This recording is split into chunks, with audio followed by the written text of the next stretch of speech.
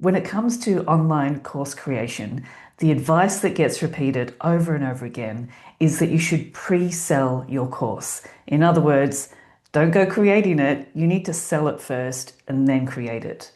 I want to make a case for why that's not a good idea, especially if you're a coach, consultant, or a therapist practitioner, and why it's probably not even necessary either. If you don't know me, my name's Danielle Gardner. I'm known as the Quiet Marketer, and I help coaches, consultants, service-based solopreneurs in two key areas. One is to translate their one-on-one client work into digestible courses that they can sell one to many.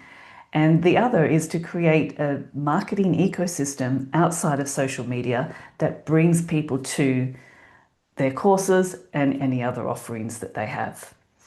All right, so the premise of this idea of pre-sell your course is to get validation of the idea. So the thinking is don't go spending all of that time creating the course and putting it out there because maybe no one wants it.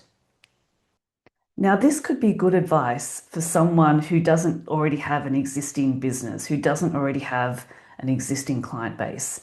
But if you've been in business for a little while, you've been serving clients, then you already have validation. You've already been helping people with certain types of outcomes, certain types of goals. Certain things just come through your door. And so you have the validation there. You've got a system that you have been taking clients through, and that's what you start with. That's what you can create your course around without having to pre-sell it. Now, why am I so against this idea of pre-selling? Well, part of it is because I've done it myself, and I'm also a highly sensitive person. And I also am someone who does tend to put pressure on myself, something that I'm learning very much. But if you relate to that yourself, what happens when you pre-sell a course is all the pressure comes in.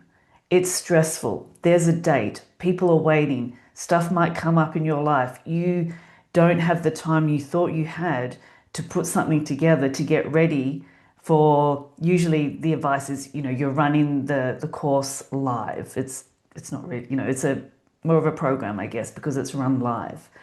And that is so nervous system deregulating. The calmer approach is to take one outcome that you're already helping people with and start there and build a course around that outcome. So, for example, for years I've been helping people with their messaging, and initially I thought I can't do this as a course. I need to be, with the person. I need to be asking them the questions. But eventually I realized, no, I can. I can develop a process, a framework, a methodology that I can take people through where they can get clarity on their own. Okay, and maybe it's not as good as being one-on-one with me, but nothing ever is.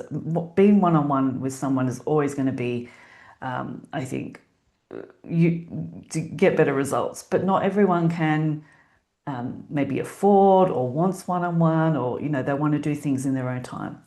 So that was one of my first courses that I created. Then the next thing is I was just talking about this difference between visibility and discoverability, and how social media is all about visibility, whereas discoverability is all about actually putting yourself in places where people can discover you at the moment they're looking for answers and solutions for the kind of thing that you can help with. And because when I talked about that, I noticed there was such a good response. People, were really engaged with those pieces of content and were asking questions. I eventually went, okay, I'll create I call them tiny courses around this. And that course was very popular. And another interesting course creation of mine is I just started making these tiny courses. And when I say tiny course, I mean it.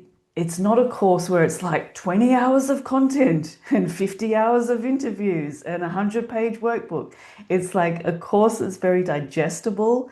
The lessons are short. There's an implementation activity. The focus is on implementation rather than just sitting there with all this watch time. So I started creating courses like that, and people were getting really good results. And then people were saying, you know, can they wanted to know about how to create a tiny course, basically. And I was like, I'm not sure if I've got much to say about that. And then eventually I realized, oh, actually, I do. So then that also became a tiny course. So you can see the pattern here. It's like I was working with things that were already working, that people were already interested in. So I already had the validation, and I could just go ahead and actually create the course in a calm, grounded, in my own time, enjoy the experience, make it beautiful, but also knowing, well, actually, I didn't realize this at first, but I realize it now. The course isn't set in concrete. I often go back and revise lessons, or maybe the entire lessons. Usually there's around 6 lessons. And so it doesn't have to be definite from the get-go. There can be iterations of a course. So I hope this gives you a different perspective on this idea that you must pre-sell your course, because that very idea of needing to pre-sell, like sell something that you haven't created, that can be like really holding you back from actually creating the course, which is what you really want to do. If you found this helpful, I'd really love to know. Let me know in the comments, and thanks for listening. Bye for now.